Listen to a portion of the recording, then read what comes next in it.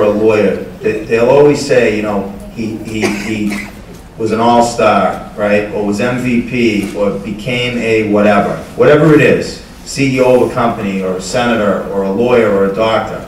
But when that individual tells their story is never those accolades. The story is the road they took to get there. And as people get older, when they tell their stories, they focus more on the challenges and what it took for them to overcome than the diploma or the title. And you all have a story to tell, and that story begins tonight. You will be able to tell your kids, your grandkids, or somebody that you're trying to motivate what you did when you could have sat and done nothing, when you could have complained, when you could have said how behind the 8 ball you were and how tough the road was going to be. You took advantage of an opportunity in this program in order to improve yourself and put yourself in a position to succeed. And I love that. I love that. I like that better than any title or any accolade anyone can give you. And only you can tell this story. And only you knows how tough it was for you to get here. That's your story, and no one can take that away from you. So I want to congratulate you on that. But the story, as Gary said, starts tonight. So you have to, as we sit through this graduation, start thinking about the next goal. And let me tell you something and relax you a little bit about goals, because goals can be not so fun, right? You want to enjoy tonight, you want to relax with your families, and congratulations to those that supported these folks tonight. And sometimes you don't want to think about the next goal, you want to chill out and relax and enjoy tonight.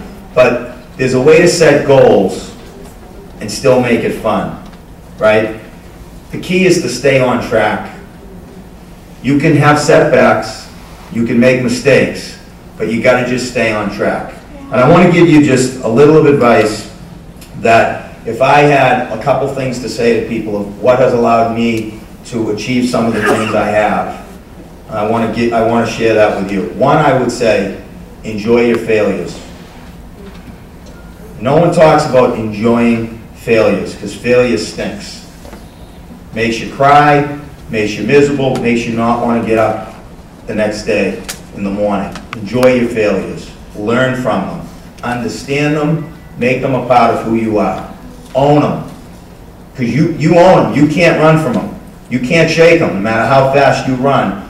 Enjoy them, learn from them, and make them a part of who you are as much as your successes.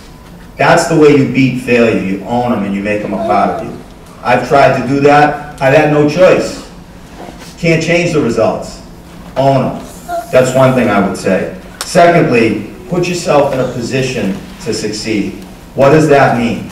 It means you may not be able to achieve the goal you set for yourself that month or that year, but did you put yourself in a position to succeed? That you can control. Thirdly, ask people for advice. One thing I always did, and I have had a lot of failures during my life, a lot. More failures than successes still. I was always able to surround myself with people who could give me good advice and who could help me.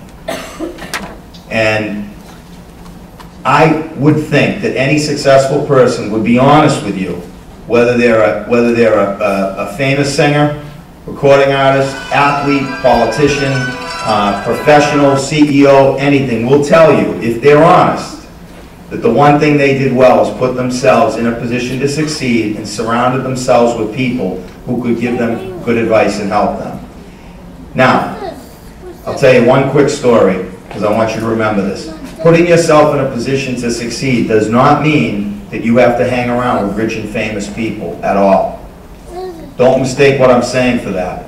What it means is that every time you open your eyes in the morning and you wake up and you get out of bed, you will not meet anybody that can help you lying in bed. I can assure you of that. That's a guarantee. You've got to wake up. Because if you don't wake up, it's only dreams, and dreams aren't real, and they're great and I love them, but they will not get you to where you want to be. So you have to wake up. Once you wake up from the moment you leave your house, that could be the day that you meet that person. I got my job in the Senate because I like to joke around, and I joked around in the laundry room with a guy who I didn't know him. He seemed like a nice guy, and I like to talk, so I used to make jokes. That guy turned out to be a state senator. And my mother said to me, I went to my mother and said, "Ma, the guy down in the laundry room offered me a job in the state senate." And she said, "Yeah, didn't you know he's a state senator?" And I said, "No, I didn't know. He sits around in his boxer shorts waiting for the clothes to dry." And I just had a conversation with him, and he turned out that he liked me, and he offered me a job. So you could be in an elevator, you could be on an escalator, you could be waiting to board a plane, you could be in a bathroom. Smile and know that that could be the person that changes your life. So if you want to be miserable, and you don't want to smile, and you don't want to hold the door for somebody, and you don't want to talk to the person next to you in an airplane, I can't help you. I can't help you. But that could be the day. And that's the greatest thing about the United States of America, is any day you walk outside your house, you could meet that person that changes your life. And by the way, I was the person, if you told me you could help me, I didn't lose your number.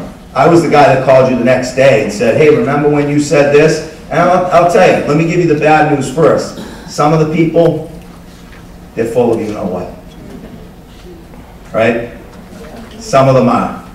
I don't remember saying that. They must have had a couple glasses of wine when they told you to call them. But amongst that group of people, there's a diamond in the rough that will help you, that will follow up, that will be your friend. And we only need 2 or 3 good friends to get through life.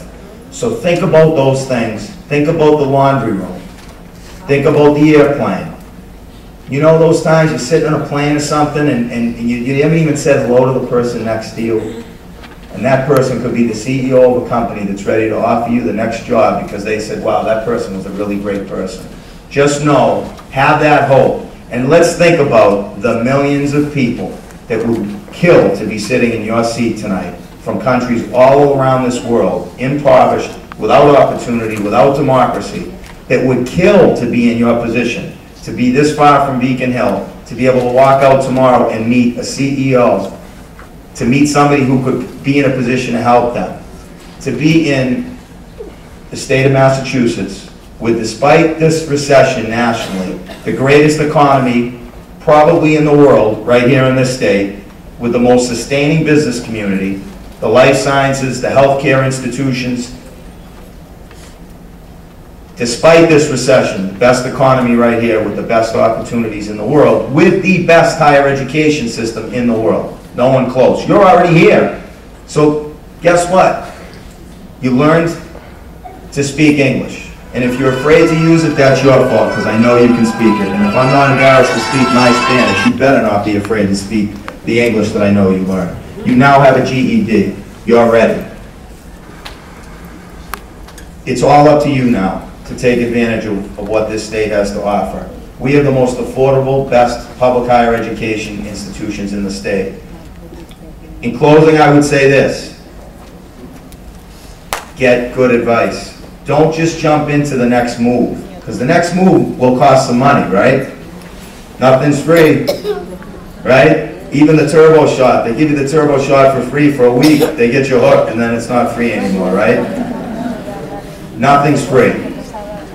You've got to make that next decision be an important one, and you've got to ask people for advice. So research, whether it's a community college or a 4-year state school, or it's a certificate program, or it's an internship, or it's a program you read about on the internet, make sure that you take an opportunity to sit down with 1 or 2 people and talk about that decision. And as crazy as it sounds, because I know people, especially, people think that I've always known what I was doing. And I can tell you, every decision I made in my life that was a good one was made with the help of other people who I thought knew some things about that area. And if I hadn't talked to those people, I would have wasted a lot of time, a lot of money, and made the wrong choices. So really, really do that. Okay, I just wanted to come by tonight and tell you how proud I am of what you've done and what you're about to do.